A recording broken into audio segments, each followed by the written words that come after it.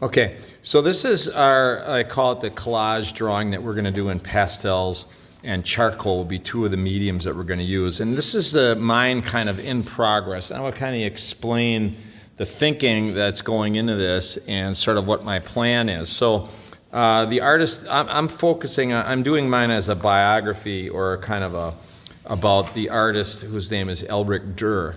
And he was a Renaissance artist from Germany. So lived back in the 14 and 1500s. And anyhow, this is a real iconic picture that he did, a self-portrait of him. So what I did is I did my own drawing in pastel. I'm doing a version of his face here, and I'm going to do the hand down here in pastel. So I did this on this brown paper that comes on the roll. Now my plan is to have a bunch of symbols of things that go with Elbricht Dürer, and I'll show you some of the things I printed. Now I printed more than I'm probably going to use, but I'm just showing you the different examples of what I can do. This is he did a woodcut of a rhinoceros back in the day, and this is something real famous for what he's kind of known for. So what I did is I print this off on something called parchment. It's a type of cardstock that has kind of an old look to it. Now, I think I might even put some splash watercolors on here, or perhaps a little linseed oil so it kind of yellows this and makes it look older. So that's one of my options.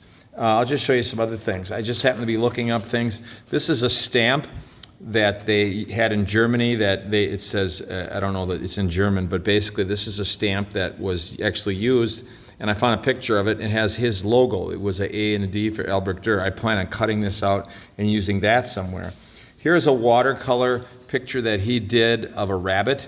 Now what I did is when I printed this on a drawing paper instead of my regular photocopy type paper, because that paper is too smooth, and that paper won't take charcoal and pastel very well because it's too smooth of a tooth. It's got too smooth of a surface. Here's some money. I think it's a Deutschmark, and at one point this is a portrait that he did of himself back in the day, and what I did is I printed that off on the drawing paper, and then I kind of ripped the end so it looks like a ticket or something, but anyhow I did that to there.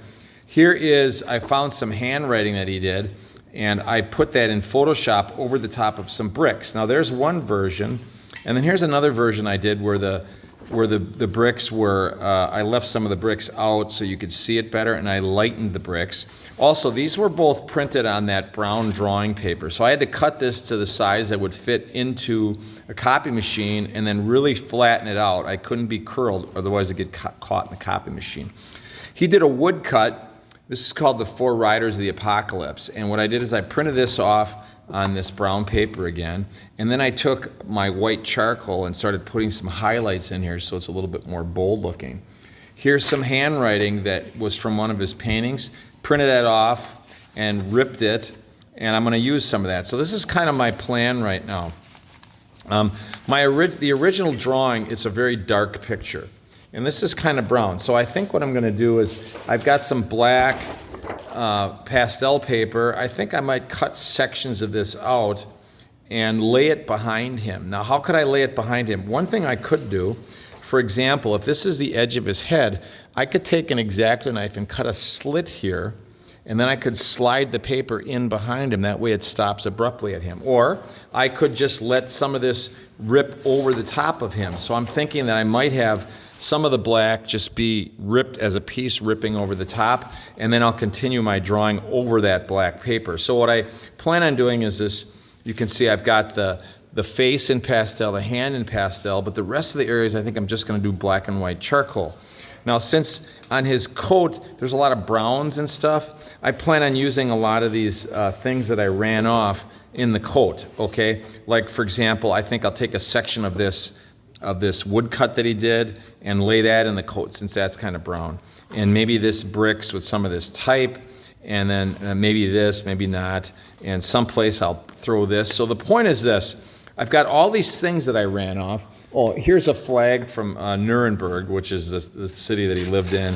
Kind of ripped that so it looks a little bit tattered, and I might include that someplace. So the whole point is this. You have a plan. And then you have these other things that you're going to add to your plan. I'm going to use color. I'm going to use rubber cement. I'm going to dry mount some of these things and place them in here. Some things might be overlapping. Like, for example, I was thinking like up here, maybe that would go up here like this. And then I would take like that thing that looks like money, and maybe that would be tucked inside there so you can see some of the print, you can see some of that money. Maybe up here, I'm gonna place that rhino, and since this line looks like it's kind of like, I could make that part of his hair. And maybe I'm gonna cut more of the rhino out, I'm not sure. Maybe I could take some linseed oil and kind of yellow this so it looks older. I'm thinking maybe parts of this brick here might be in his coat, so I might cut a section of that out and stick that as part of like his, kind of build his shoulders up with some of these things like this. So that's kind of my plan. I'm not sure where it's headed right now, but I just wanted to show you kind of my thinking and the things that I'm going to do. Now, when I'm done, it still should be a good design. In other words, let's say I've got red here, then I probably want red someplace else. If something's really dark here, I want something really dark somewhere else. So I've got the plan. The plan is my main image is Elbrick Durr's self-portrait that he did. And I'm doing it a little different than the way it looks on here. And then I'm going to use these other things, some of the textures and patterns, and some things will be ripped, some things will be in black and white. But I'm really just experimenting and getting these images ready to go so I can cut them, rip them, draw over the top of them, and do a lot of things, which should be kind of fun. So this is a project.